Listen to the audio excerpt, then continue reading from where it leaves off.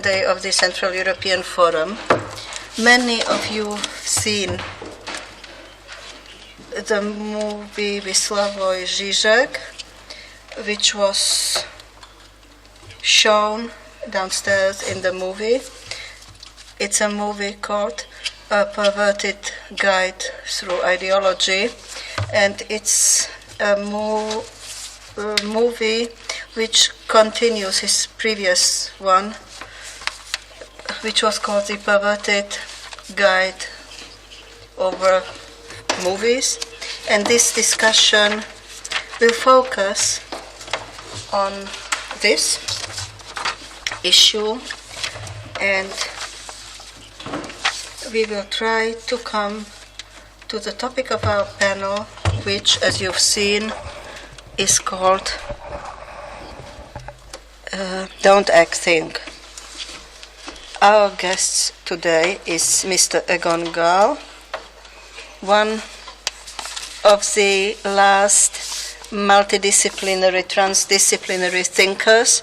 He has education in natural sciences.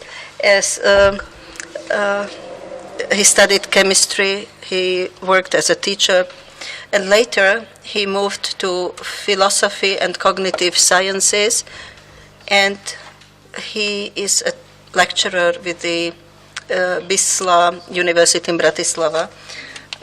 Next to my left is Mr. Kamil Filak. Studied film theory and science, and then he is now in the weekly Respect, where he is a member of the editorial staff. And let me start by saying that you said you are here because of this movie, not because of Slavoj Žižek, but because of his film, Pervert's Guide to Ideology. And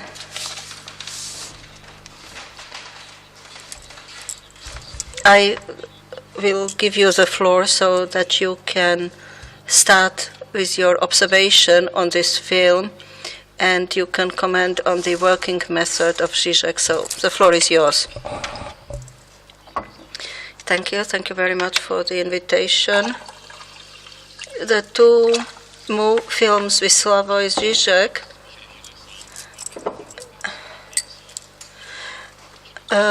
which are made by him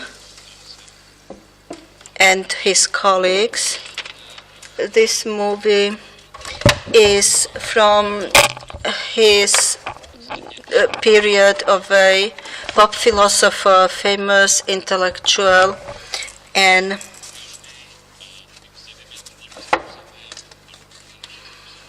he presents in a very popular way his psychoanalytical theories to movies, which is funny, and I consider myself a fan of Žižek. At the same time, however, I am also a critic of his work, because I should say how he is perceived by film theoreticians and historians. What he shows is a relation to movie. It's not a universal, perfect explanation of movie history or theory. So Slavoj Žižek is a part of a group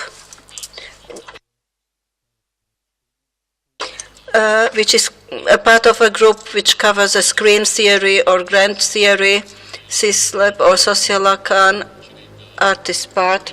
So inspiration of psychoanalyst and Marxists together with semiotics, and that together makes a grand theory which says that films manipulate us. So the basic idea is that we focus on what can a film do with us. And there is another line but the grand theory was really in the 70s. Later, it was replaced by new lines of thinking, positivistic thinking based on cognitive philosophy, and they ask what do the viewers do actively with the movie, so a different approach. And Zizek, in each of his films, focuses only on movies which prove his thesis he prepared in advance. And he knows what he wants to prove.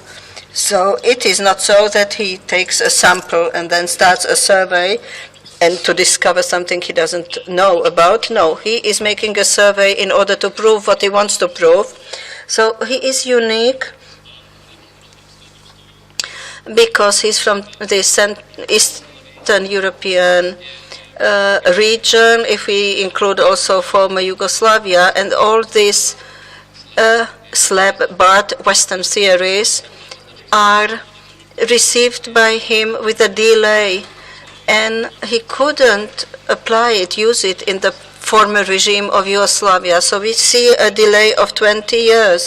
Zizek at the beginning of 90s comes with books on Hitchcock or Lacan in Hollywood, and then he says that he is having this delay, and he fights with those theoreticians or philosophers who say that we don't want to discover only the effect of ideology, but we want to speak also about the formal composition of the films, of the socio-economic, cultural context of their origin, and we want to know what is the real empiric reception. So how do people really respond to the movies?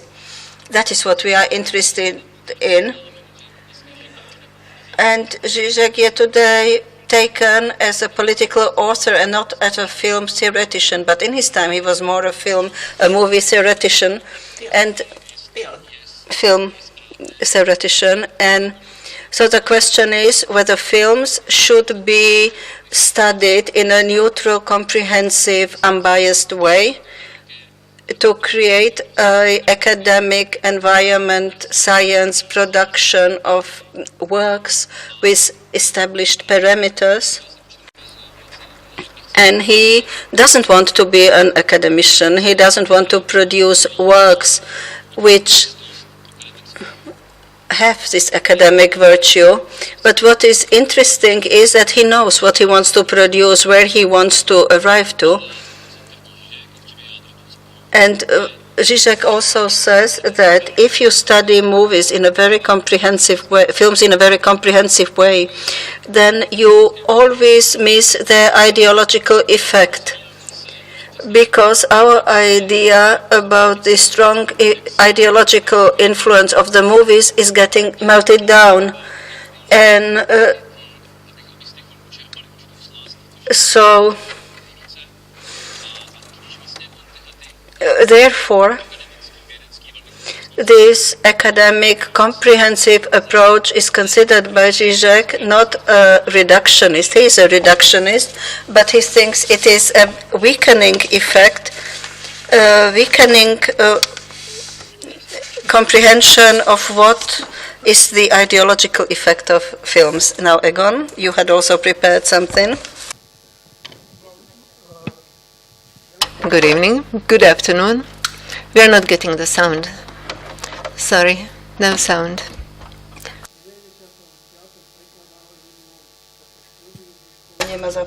There's a problem with the mic.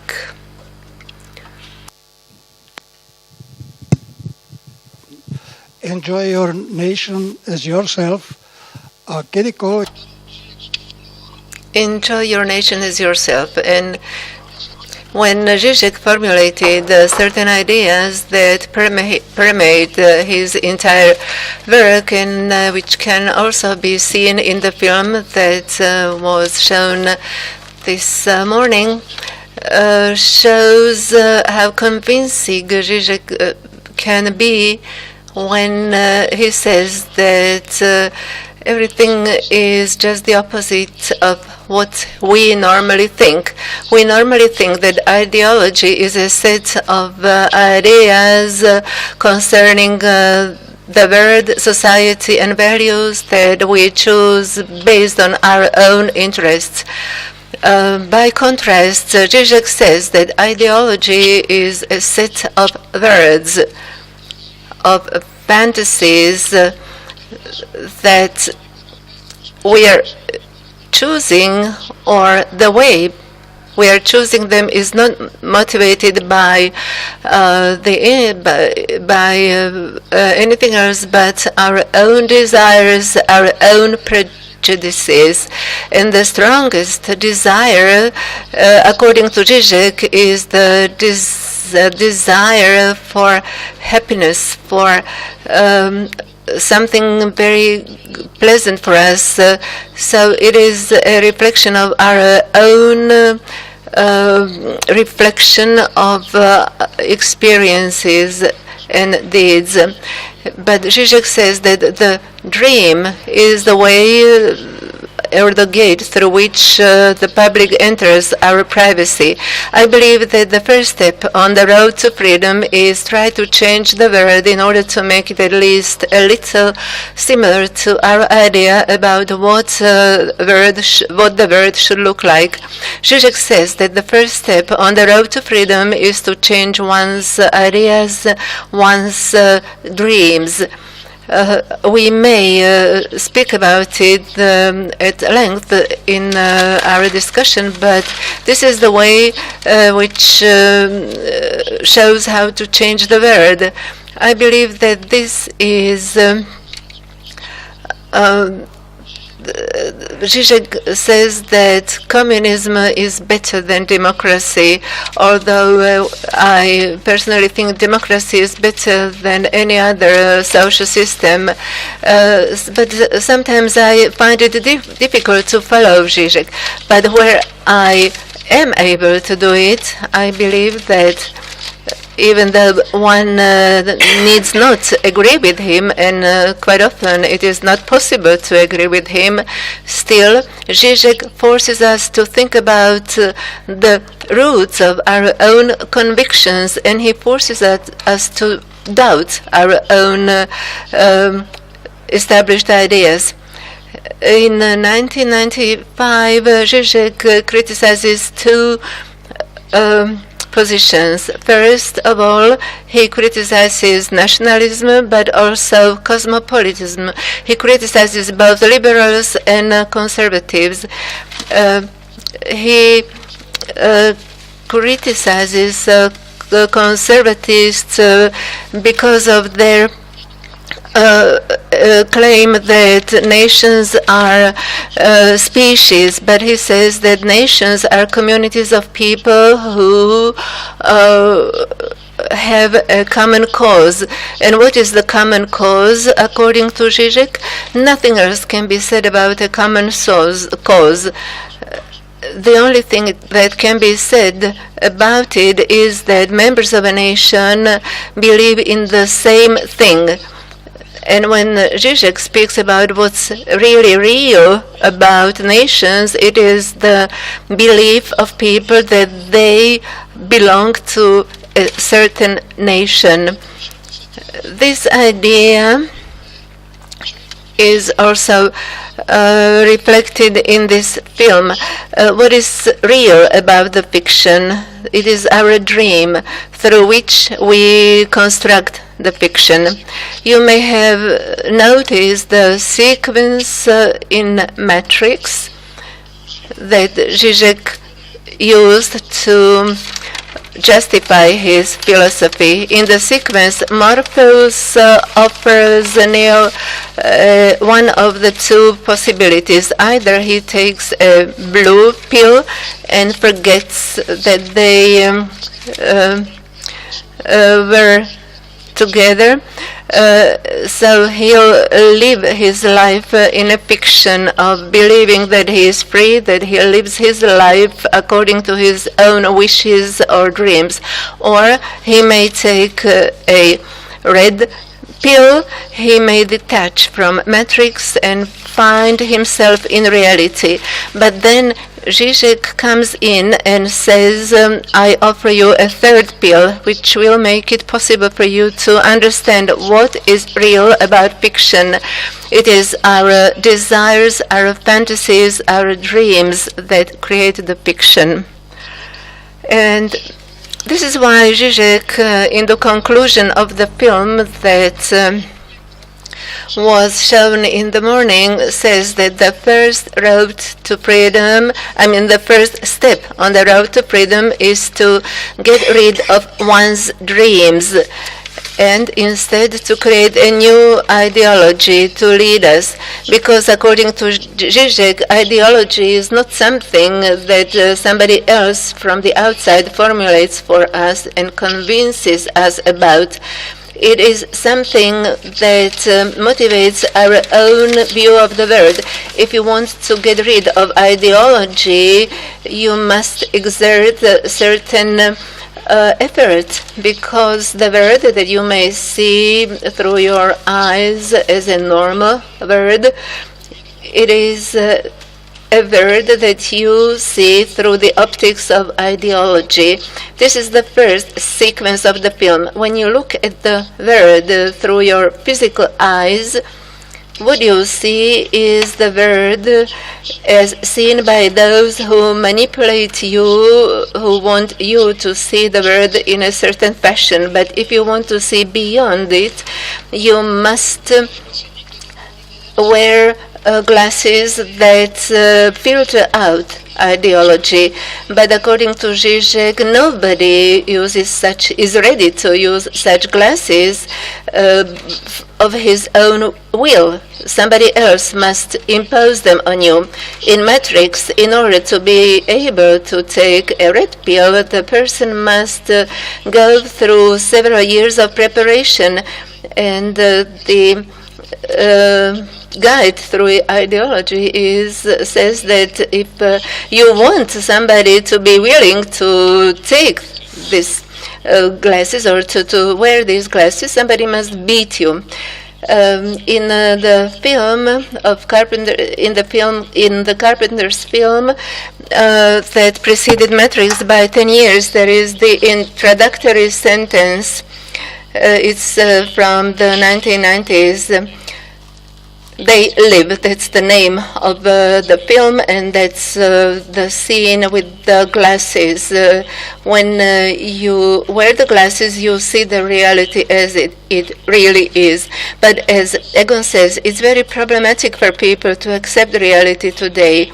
And one of the explanations offered by Zizek, and which is very interesting in the Central European context, is that in spite of the closeness of Vienna and in spite of the fact that Western Europe perceives Eastern Europe as a literary style at best or a fiction at worst, it is Central Europe that came up with psychoanalysis, and psychoanalysis worked very intensively with the concept of lust in relation to power and control of human intimacy.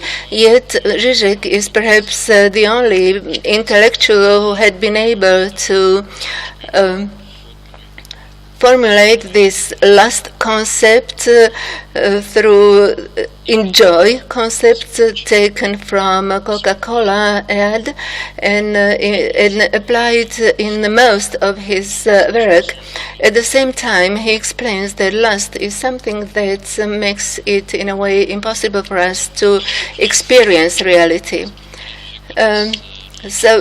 It is a dispute that he conducts with Chomsky. Chomsky is perhaps the second, the most important intellectual who criticizes the U.S. government or globalization, American imperialism, etc. He is a positivist scientist, linguist. and his political activity consists in carrying out a compilation of things that America did wrong, where America supported wrong people, where they did everything to get cheaper oil, etc. So he presents all these facts, and he believes that if you are aware of these facts, it will change your attitude and opinion of the government, and it will influence your political opinions. But here we have the argument that facts are not enough. You have to understand the overall framework. You may like capitalism. Why? Because capitalism will, in a way, fulfill our inner desires that we believe to be authentic. And unless we realize they are not authentic, unless we are able to take off these rosy glasses, then the facts serve nothing. So, but this is a basic thing, because Zizek and Chomsky accuse one another of not being able to understand things in the past. But I believe that what is the substance of their dispute is that Zizek's view is deeper. It is much deeper, even though it seems to be less serious. He is more seen as a clown who says funny things, analyzing Coca-Cola ads or dismantling Kinder eggs. So his attitude forces us to get a more painful view of our own beliefs. Zizek, in a way, anticipated research that had been conducted only towards the end of the last century, the beginning of the present century. And Daniel Dennett, an American philosopher, formulated in such a way that in our brain, in our awareness, we have two revision mechanisms. The first one is Orwellian and the second one is Stalinist. The Orwellian mechanism is unconscious, and it influences perception, like the Ministry of Fear in Orwell.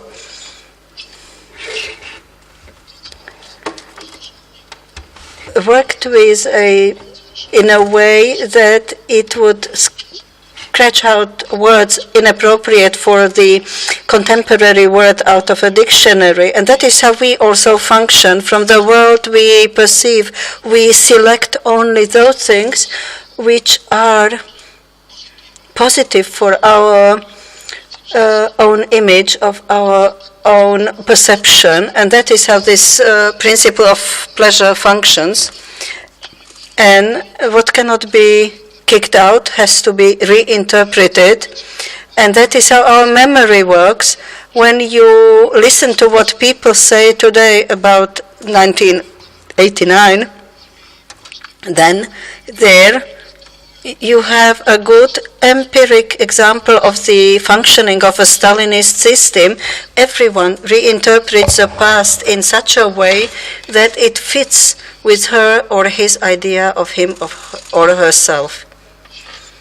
And Zizek says that both these mechanisms are based on this principle of pleasure.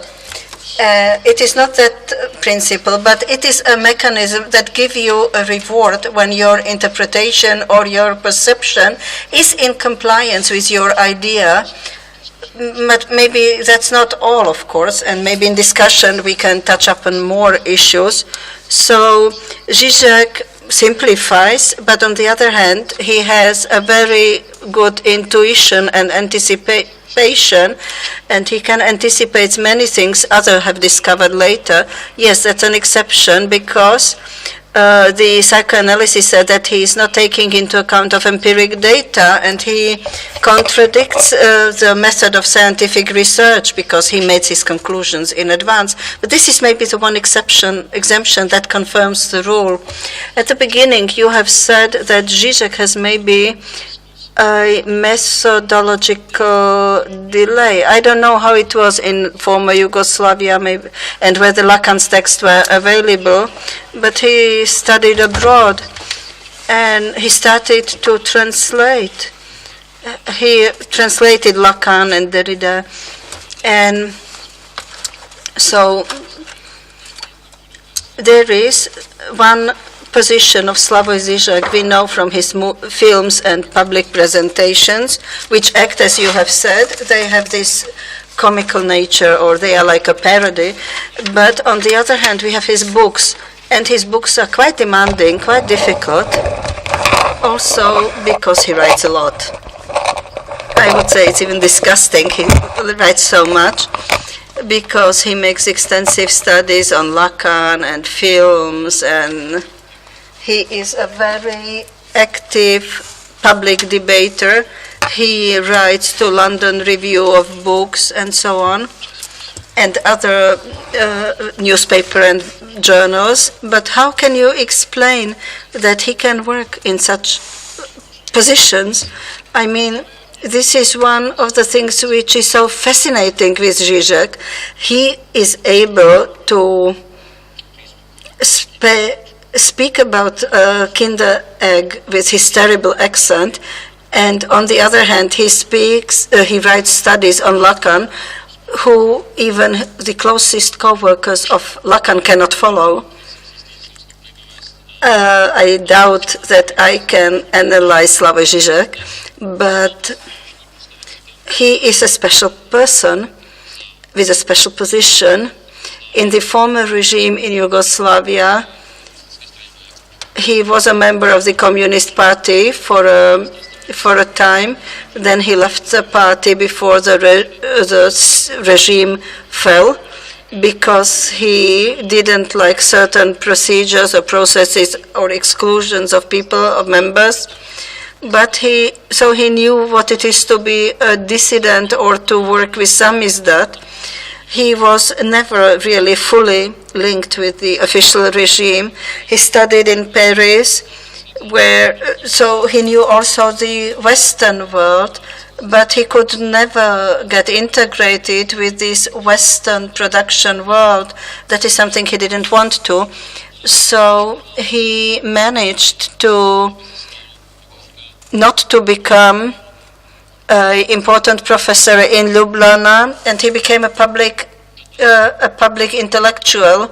So that is his unwillingness to yield to certain standards, and so it fits him because he doesn't have to prove all his statements. Many of his texts are responses to certain news in papers, small news in papers, so it's not huge ideas. And for Lacan, he did a lot. He made him popular, and to read Lacan in original is really a challenge. It is very difficult to translate him. He is bound with or linked with French so strongly, but he managed to present him in a very simplified way. I would say that he completely raped Lacan. So there are several streams, and Miller and Žižek, they diverge in certain things. I never understood why it is such a problem to link Lacan and Hegel. So what is important for Žižek or Lacan is that they freed psychoanalysis from dealing with instincts and sexuality only, and he doesn't believe that the structures we follow are very solid. So the highest authority is not seen by him in super-ego, but he sees it in something, in what he calls big other, with a slight hint to big brother. And the big other is something atheists even cannot get rid of. And he is indicating to us that we should really get rid of this big other, this second highest authority, or this unstoppable power of history, which was even accepted by Stalin and other communist leaders, who say that all the acts, including the mass murders and party cleansing, is done only in order to have history going the right direction, and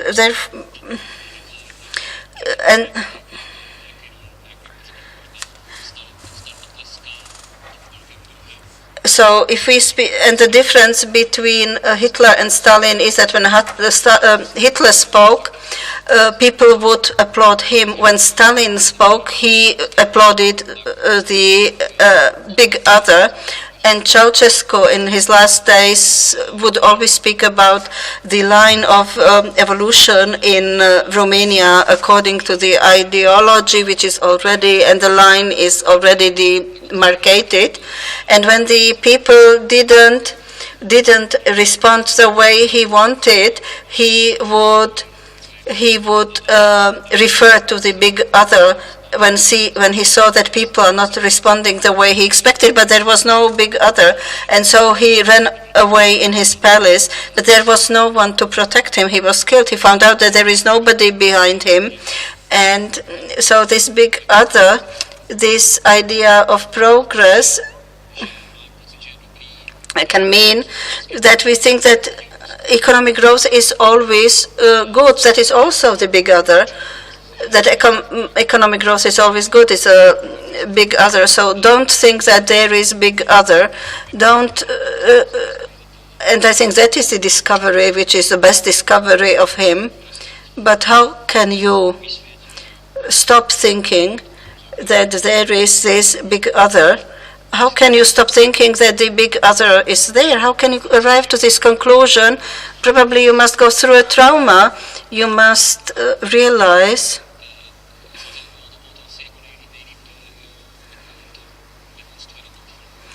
we see it in this film.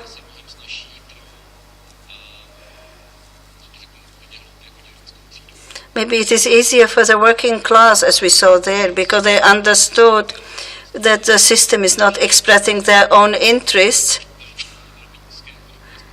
They are on a very low social level, and what happens around them is not expressing their interests, and they don't have to believe it. They are not obliged to consume and to enjoy, so they can resign of it because they don't have so much.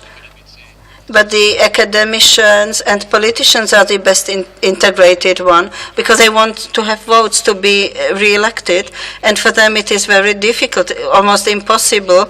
So people who were never integrated strongly with the system, people who never had some benefits from the system and have no debts to pay back to the system, that are the ones who can do it the best, who can deny it. They can give up the obligatory pleasure. When we speak about the big other, there are two questions. That is, how the big other functions, influences, and where he or she comes from. How did he be created?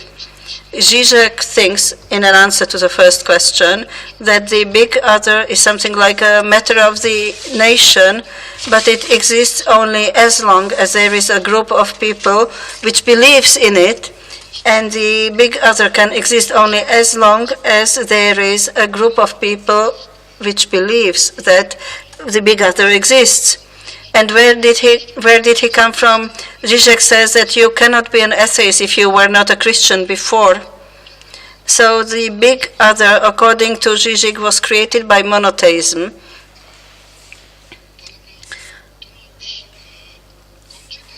And that is the end of this type of theory.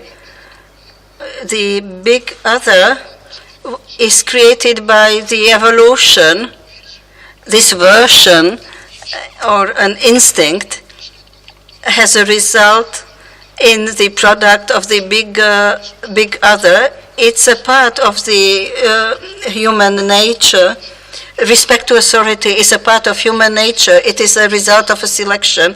You cannot have society whose members would not respect authority. Such a society cannot exist. And this respect can then become a matter for manipulation. This respect allows us to follow positive authorities, and this respect allows us also to observe negative leaders. Sirollet says that where authority stops to function, leaders appear, and that is because authority is a natural human need.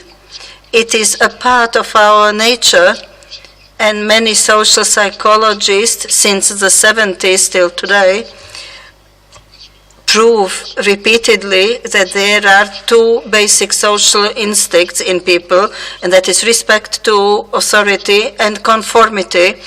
Without these two, no society can exist. These are the two basic instincts which allow to manipulate people in society, and that are two basic instincts of human moral. If we understand moral as a part of society, no society can exist without moral, and no moral can exist without conformism and respect to authority. So this is this bipolar point. Yes, we could come back to this question of subversive nature of Christianity, which is analyzed by Zizek not only in films but also in his books. And he's not alone. Giorgio Agamben from Italy and Alain Lamdieu from Paris continued the political theology in the works of Taubes from the 30s, who wrote about political theology of St. Paul, and he called it the most radical or the most subversive legacy of Christianity, because he said that Christianity strips people of the illusion of the big other. But I have another question. Who or what plays the role of the big other for Slavoj Žižek? He never said it explicitly. There are two materialization of the big other for Slavoj Žižek. One is made by the religion, and the other one is the materialization of atheism. So one form is God, and the other one is a law of nature.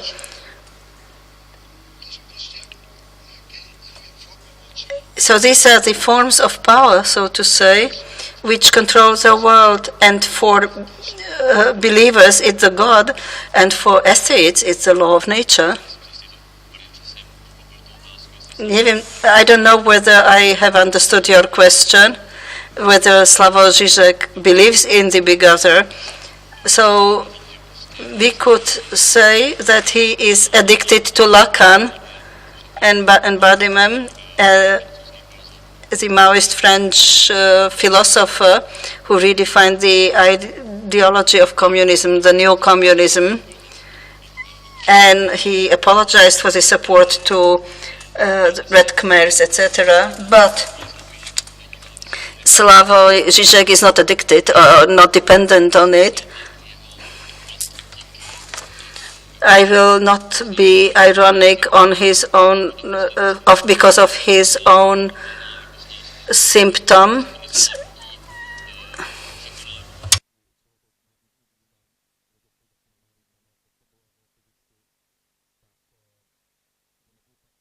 So I will not be subversive against him.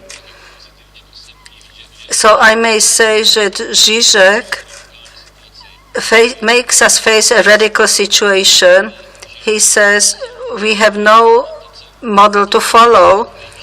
The highest level of knowledge, abstraction, rationality we can achieve, that is what he supports. He has many jokes. He can make people feel emotional.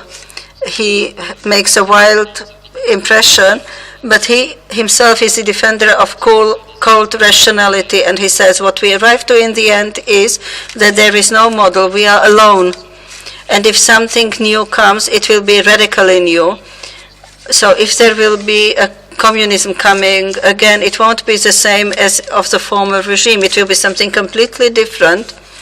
And this, he radically leaves everything. So in the end, you always have a very unpleasant feeling, because you find out that you live in a vacuum in a very unknown world. It's a new feeling. It's not a new feeling. You wrote about David Lynch, and Lynch gives names to these feelings. Yes, Lynch gives it names, but Lynch, if to be negative, Lynch understands this as a tragedy of the people, this radical emptiness, nonsensefulness of their life, and then you end in a disintegrated person or person committing suicide, and people lose their sense of existence, and they can. So Lost Highway, what identities the people have them? The same figure is played by two people and two actors, and there is no link. So with Lynch, it is a negative version.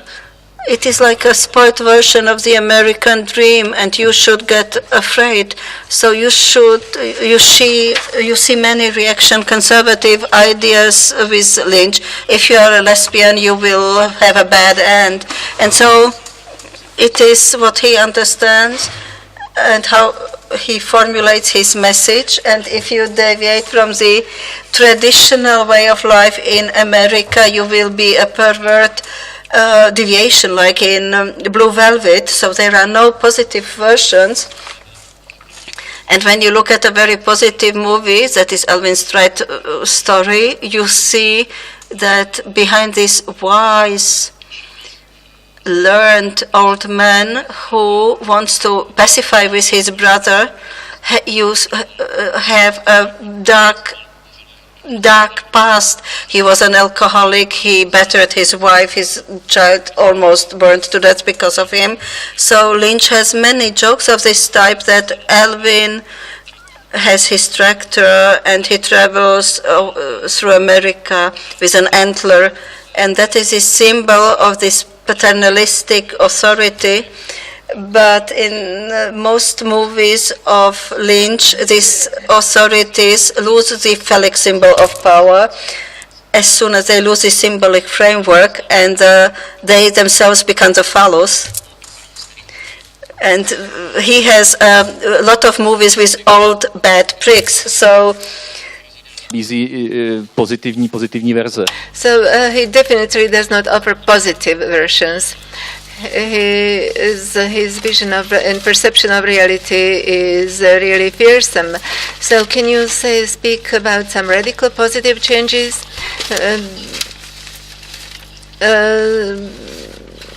Yes, for him, ideal society is society of equality, where all people are equal. And he says that in order to attain such society, to use violence, it's not such a bad thing. So he approves of the revolutions, but he is never quite explicit about it. Many are questioning whether his statements concerning revolution and violence are meant seriously. But Zizek does not consider it necessary to respond. He says, I am an academician, I am a universitarian, I can say whatever I want. But his vision of equality is really quite unique, because when in the film it is implied that the price of Starbucks coffee includes also your price for what people have done to poor developing countries. His grappling of the topic is quite unique. When he analyzes the third sequence of trilogy, Dark Prince Rises, he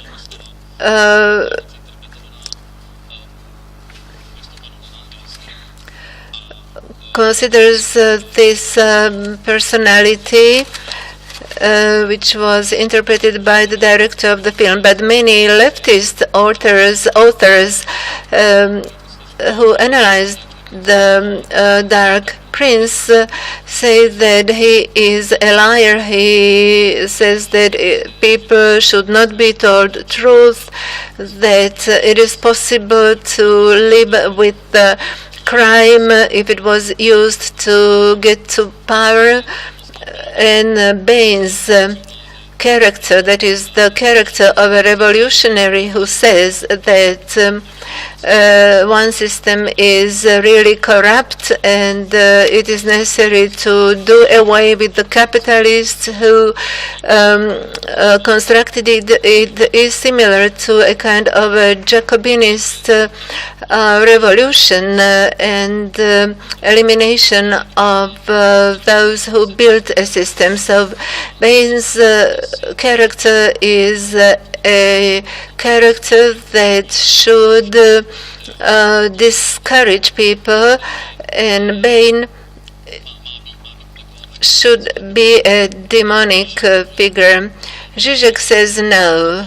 We have to accept Bain because Bain, it is us. With all his contradictions, Bain is a revolutionary of his own kind, and he does not do what he does because of hatred of people, of capitalism, but because of love, because he sacrifices himself for the girl that he saved. So he's a tragic figure, a tragic character that carries out the revolution because of a certain type of love. He knows that he will not be loved by the others, but he does it because he believes this is something he needs to do. So Zizek gives a symbolic interpretation of this film. He says we do not know how the change will look like, whether it will be violent or not. To come back to the initial title of this discussion, Do Not Act, Think, it is the reverse of what Marx said, that people have always tried to understand the world, and the time has come to change it. But people were trying to change the world. This is what Zizek says, and now the time has come for them to try to understand the world. So I believe that what is really essential here is not to change the world, but to understand the world. And Zizek tries to do it through Freud and Lacan, through psychoanalysis. And in my view, it is highly inspirational, but it is also very limited, because Freud and Lacan are trying to understand the world through an individual. But the entire explanation why we are doing what we are doing, why we desire what we desire, Zizek says, yes, desire and pleasure are the motivating forces for what we do. But why do we strive for these things in particular, and why these are the things that bring us pleasure? This is something that Zizek does not discuss. The man has not arrived in this world as an individual. He's a social creature. It's not that a person is born as an individual and gradually integrates into society. No. One borns with all the predispositions to become member of society. What does pleasure bring to us? We experience the same pleasure when we do good to somebody as when we drink a bottle of Coca-Cola. Zizek says that Coca-Cola is effective not because it quenches thirst, but because our dependency on Coca-Cola strengthens us.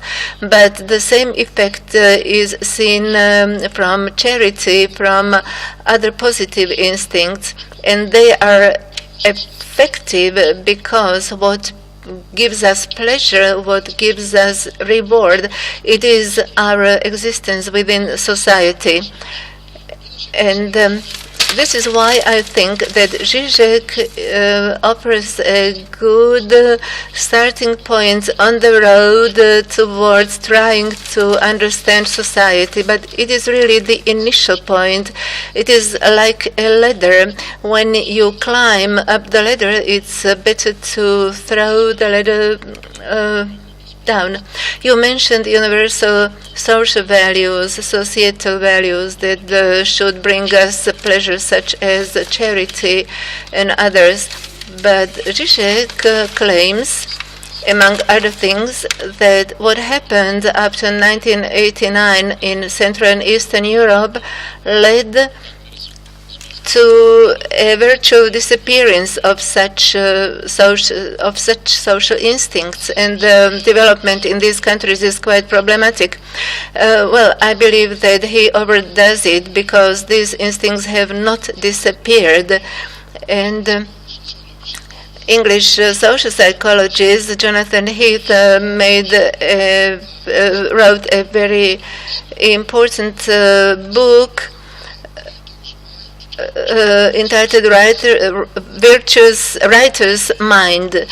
And he says, the author says, something that's in complete contradiction with Zizek and other skeptic theories of human nature. Haidt says that the man has been selected through evolution to become a moral being. Unless he were a moral being, society would not be able to exist. And he says that we arrive in this world with a sum of inborn virtues and something like the basis of morals. And based on this, people are divided into conservatives and liberals, not on the basis of the ideology they choose, but on the basis of their inborn mentality. And based on this inborn mentality, they choose ideologies that best suit them. According to the author, there are 5 basic virtues. One is care, that is, care for the other, fairness, respect for authority, loyalty, and sacredness. These are the 5 basic virtues that people come to the world with, and they come to the world with their eyes, arms, legs, and only under the influence of society and of the political system, these basic virtues develop. And the difference between, and Haidt is a convinced liberal, but he says that the difference between liberals and conservatives is that while care for the others and fairness dominates in liberals, the authority, respect, and sacredness dominate in conservatives. He says that these virtues are inborn, but this was proven by empirical research. Research was done in twins that grew up in different families, and depending on whether in America this is quite simple, because one child was growing up in a Republican family, the other one in a Democrat family. But as the children were growing up, they became either liberals or conservatives. So the influence of education is important, but inborn features prevail. I don't know why I got this far, but let me go back.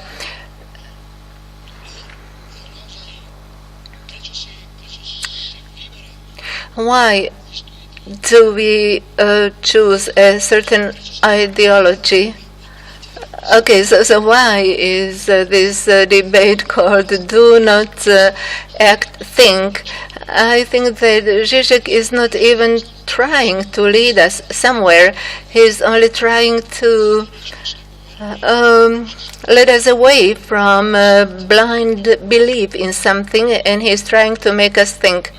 Okay, so we've got a new microphone, so this background noise should be eliminated. Fortunately, yes, it's much clearer. Please, and this is really a good mic, but I wanted to ask another thing. Right at the beginning, you said that Zizek is overdoing it, that it is not as bad as that, but these countries are in a certain state of decay. We may see it in the Czech Republic. I'll let you to discuss this, but we can also see it in Slovakia, because suddenly we have a new Nazi that was brought to regional parliament, and who is going to face his opponent in the second round of votes for becoming the chairman of regional parliament. So there is a kind of a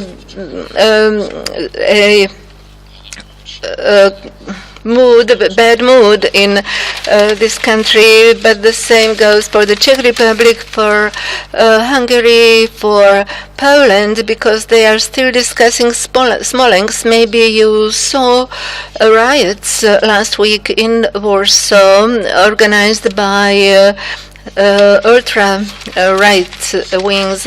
So the big other seems to have disappeared from the scene of post-communist societies, and a certain new model is being sought. Okay, so Zizek's beliefs go only as far, but it seems that the big other has disappeared, has vanished, and much has been said about little big others. What we see is missing authority, and I am not so pessimistic about our reality today. If you compare all the violence and the wars and civil wars and everything Europe experienced, then the current situation, life in Central Europe, is just a good life. And the second important thing is that we have started to be a part of capitalism, liberal democracy. So we came to the West in a time when the West is in a crisis. It's not an economic crisis, it's a cognitive crisis, it's a moral crisis. And there is a group of Czech scientists which works around Miroslav Barta, an Egyptologist, and he comes with a thesis that our contemporary civilization is in a state before a collapse. A collapse is not a disintegration, it's a change. And Barta came with a theory that, and he's an Egyptologist, and the Egyptian civilization lasted the longest, 3,000 years, and it survived several collapses. Old system fell and a new system emerged. A new social political system emerged. And he said that the European civilization is at the same stage. Something is vanishing and something is being emerging or born. And the world becomes too complex, and the theories like enjoyment on the big other are not enough to capture the world. The world is too complex, and we live in a world we don't understand.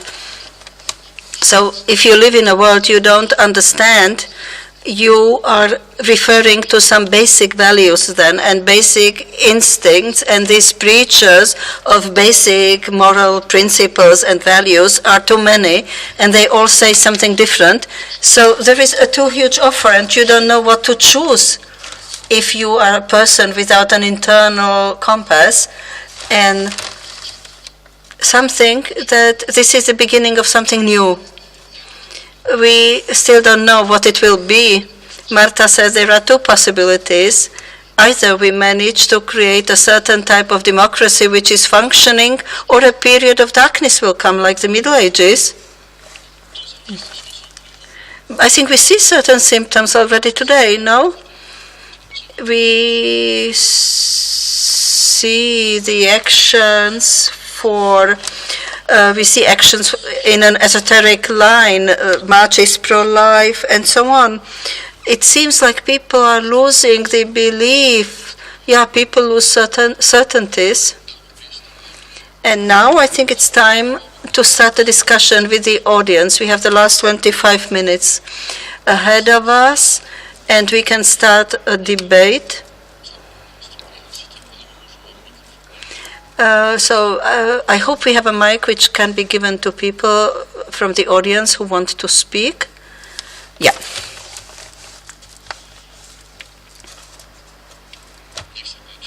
So the floor is yours. You may ask everything you wanted to ever know about Zizek and about the temperature at which to drink Coke.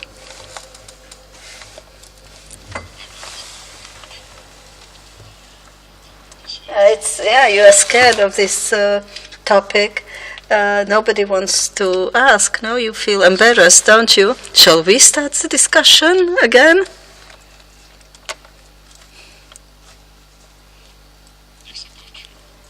So who will start?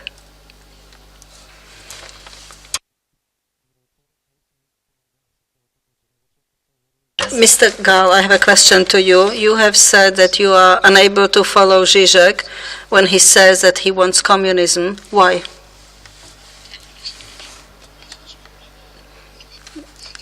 Because I don't understand his arguments. I experienced communism. He did as well. And I don't know exactly what he understands under communism. When I read his books, I came across some attempts to specify what he understands under communism. And his definitions are contradictory, I'm afraid. There is one definition I agree with, and that is in a very thick book called Parallax View. He says that communism is the public use of brains. He said that Kant was the first who said that it's time to be adult, that the humanity should be adult, should stop respect authorities and priests and dogmas, but people should start to use their brains in public. And for Zizek, this Kant's way of public use of brain is very limited, because Kant says that to use brains in public means public use of brains in one's own community, to agree with the other members of the community on common rules or rules of common life. And according to Zizek, communism is, and according to Kant, it's limited. It's limited to your nation, to your community, or your religious society. But according to Zizek, communism is public use of brain globally. All people in the world should start to publicly use brain, so that we can agree on certain public use of reason, and we can agree on certain rules of life in public life. But Zizek says that this way, the road to this type of society requires revolution, violence, like the French Revolution, the Soviet Revolution. And I think, as history proved, no revolution can bring anything positive. But of course, it has brought something positive, but it didn't change people, humans, and that is his basic fault. Zizek thinks that you can change nature of people, that you can change the way people dream of themselves, of a world, that you can change their nature, but 150,000 years human nature is the same despite all these political, social, cultural changes, and I don't believe that a revolution in the 21st century can change something. People simply don't change. And that is one of the reasons of all these collapses. When society surpasses a certain level of complexity, which is above what a human being can absorb with their brains, with their reason, there is a radical change then, but Zizek doesn't take it. He thinks that we can change people, that we can make a communist person out of a capitalist person. And that is because he thinks that there will be an absolute equality, and that for the change, sometimes just a little thing is enough, a small event. Take Barack Obama and his elections. You don't have to be the voters, electorate for Barack Obama. You don't have to share his views. But the moment he was elected, a taboo fell down in America, and the taboo was that a black person can never become a president, but the change is so fundamental that the situation can be never reversed. So what we considered impossible has become possible, and Zizek thinks that if something happens in many areas, it changes society. But the question is, of course, whether our brains, our reasons are changed.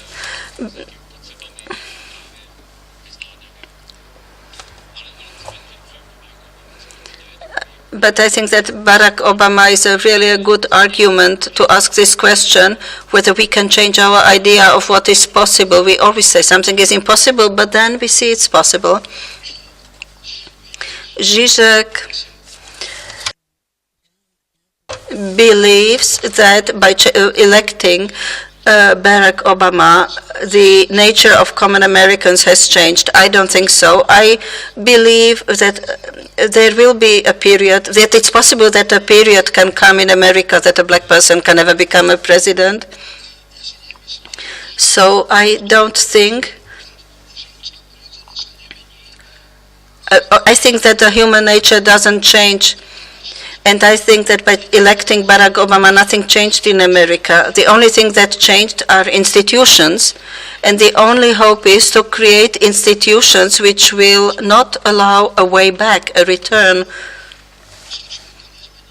because you can't change people. We still have some 15 minutes. Egon? So 150,000 years and our nature didn't change. How it's possible? Our nature hasn't changed. How it is possible? I think it's biology. Evolution works slowly. The evolution time takes longer than the cultural time. Human brain is changing, but it's slow change.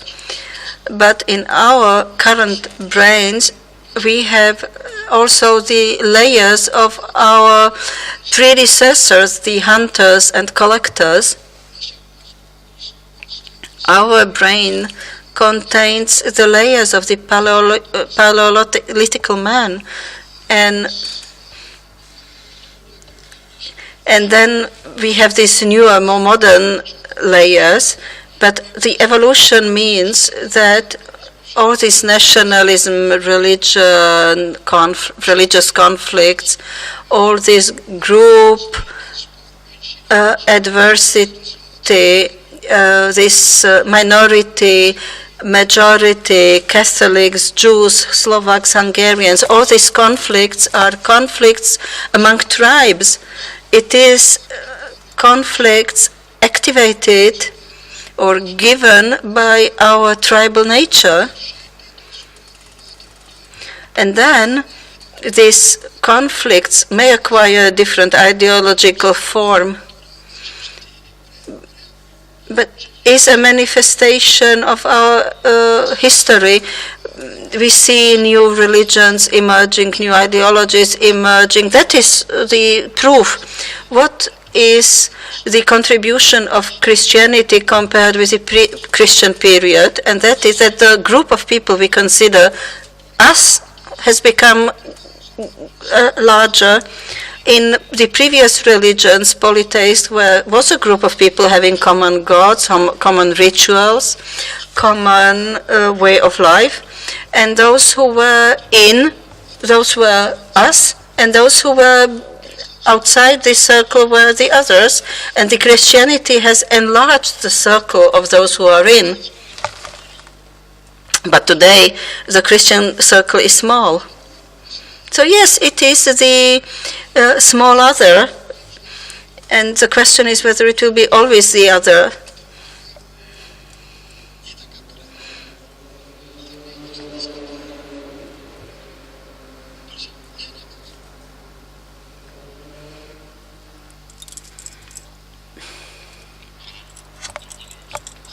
There is an additional question.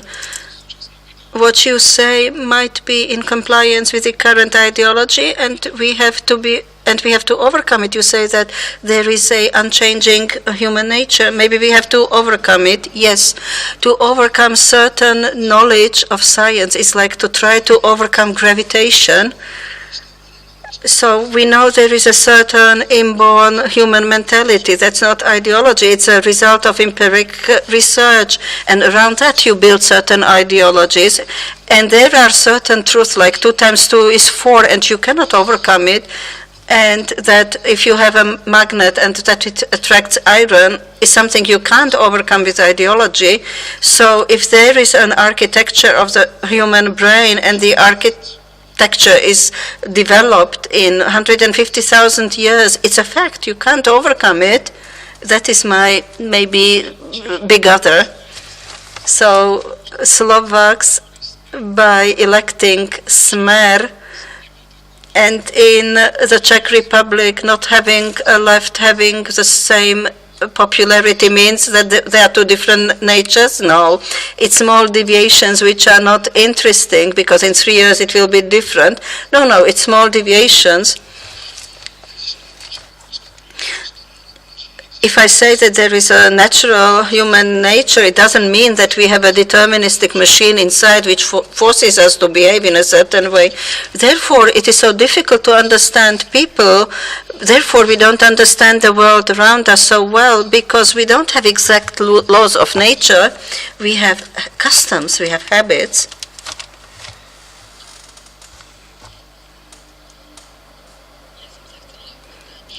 My question is this.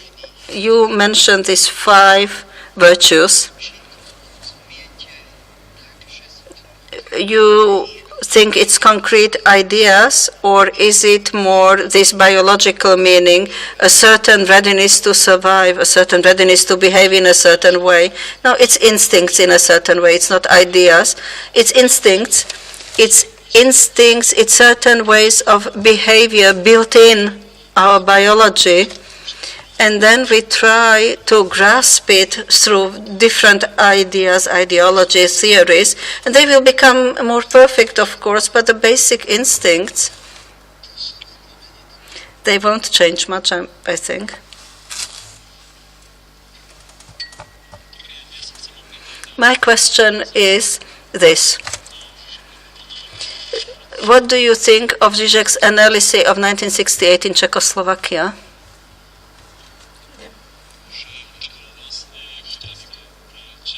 That it was a blessing for Czechoslovakia. You speak about Titanic 78? Žižek's fantasy played a role. Yes, if the stories wouldn't end the way they ended, the story with Titanic would end. So if it ended in a different way, it could end in a breakdown or a family with 6 children. But that is not so interesting. Interesting is to stop and to leave the rest for the fantasy. It's possible that 68 would end up in a banal liberal democracy as today, and we are not very happy about it. Maybe it would end in an even more real socialism. It's possible. But that is the only way how the story can develop. And Zizek used his fantasy, because you sit in the cinema and you watch it, and afterwards your fantasy starts to work. Maybe not so swift and smart as Zizek's fantasy, but it starts to work. We apologize. We can't interpret if the speakers are not using a microphone, because we can't hear them in our booth.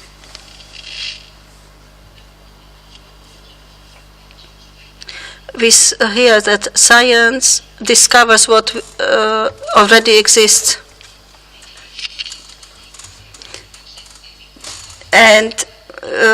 But the point is how to discover something that doesn't exist. Shakespeare invented Romeo and Julia.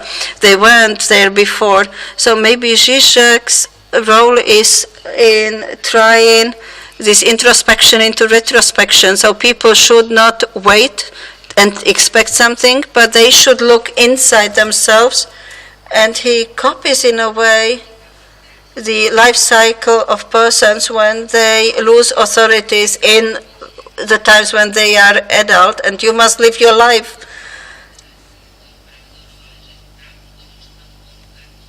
And what you get as an offer from the outside is not what you should you should rely on your fantasy. I don't know.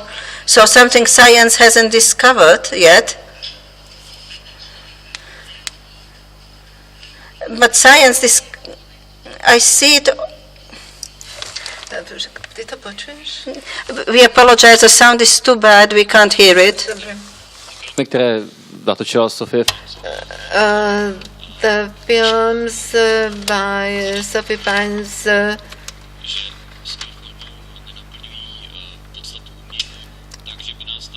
do not reach the artistic level that would make us want to re-evaluate of what we are. But when I watched the film the second time, the character is on the plot, which is a wreckage of airplanes, and the view of the wrecks of planes and of what has remained of them makes us think. So this is what he means under his message: do not act, think. And in the Czech media, we recently had early elections, and all media force you, you must go to the polls, you must vote for somebody, you must do this in order to have a feeling that you have contributed to changing the world in which you live. But elections in the Czech Republic do not reflect practically any ideology, and a Czech anarchist has recently wrote a comment in which he says that you must not let yourself to be pushed to the elections, pushed to be active.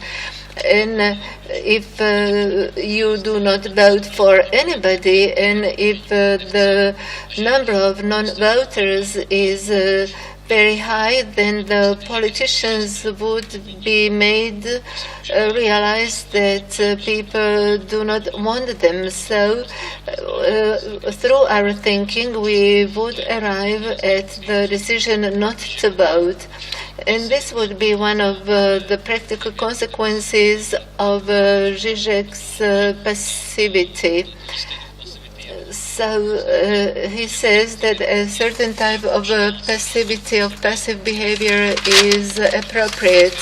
Non-action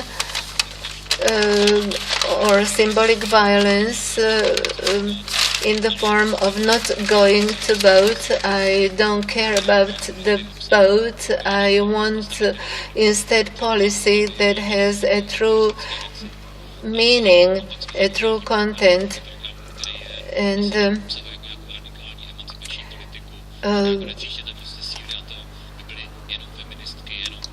so it is necessary to change all emancipation policies into a single big emancipation policy, which is reflected in this message: do not act, think. So this is your reply to the name of this panel. And if anything can be changed if anything can be changed in human nature, Moje taková, jako, ne, že by, to je právě to, že I have to say that Zizek is not my biggest idol, because he does not offer a solution, or if he does offer a solution, it's very radical. But when I was looking for a book that I could identify with in recent years, it was a book by Hissa and Potter, who re-evaluated the role of authorities, and they say one important thing. It is the biggest mistake of emancipation movements, which claim that you can become more spiritual, better, but the authors said the revolt, the rebellion only leads to a larger number of spoiled brats who consume more. But if you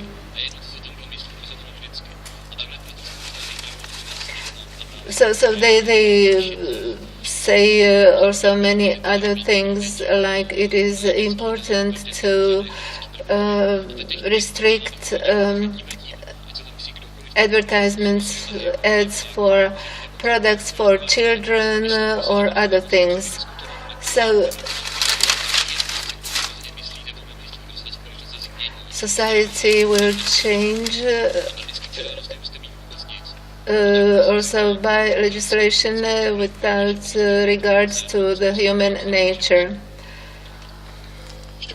Na naozaj poslednú otázku. We still have time for the last question.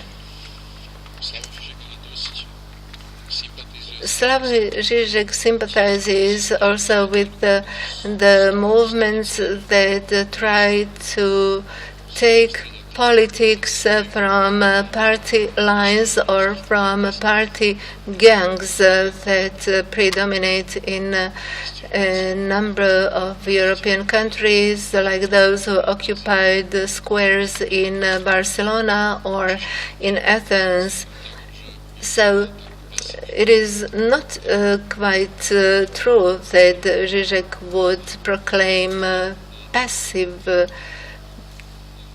passivity. For people, it can be applied to a situation like the recent Czech elections. There, his message had a certain value, because he said that unless when you are forced to vote and you believe that by voting you will change something, the result is normally a bad government. So you need not go to the polls, and that's where passivity has its meaning. So it's not a simple negation. Zizek is also slightly optimistic. He says you do not need to vote, but if the 30% of people who want a change and they do not go to vote, then we have to ask a question, what is the percentage of people who listen to Zizek's advice? It's very low. And why do 70% of people vote? That's because it's human nature. And it's also a reflection of conformity. It is an instinctive urge to do what people around you. But also it is a reflection of authorities, TVs, media inside them to do. So I believe that it's important to change the authorities, to change the leaders. I do not want to deny human nature or to question human nature, but the turnout in our country was not 70, it was around 50%. And if elections were to be repeated, the turnout would be even lower. So it's not 70%. The turnout in the recent Czech elections was 50%. And if new elections were to be held, maybe the turnout would be 20 or 30%.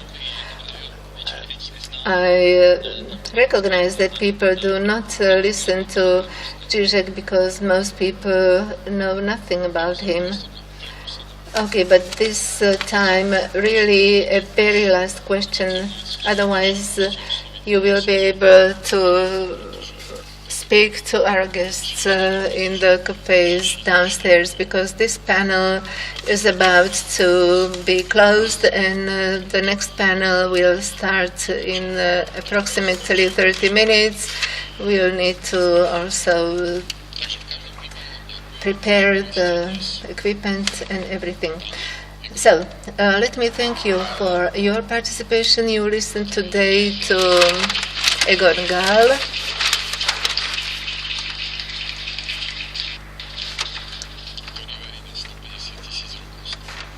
who believes in human nature, 150,000 years old, and 5 virtues, which remind me of an Amish camp message. And then Mr. Kamil Fila, who is an expert on David Lynch and Slavoj Žižek, and you can read his reviews. He writes every week in the Czech weekly Respect.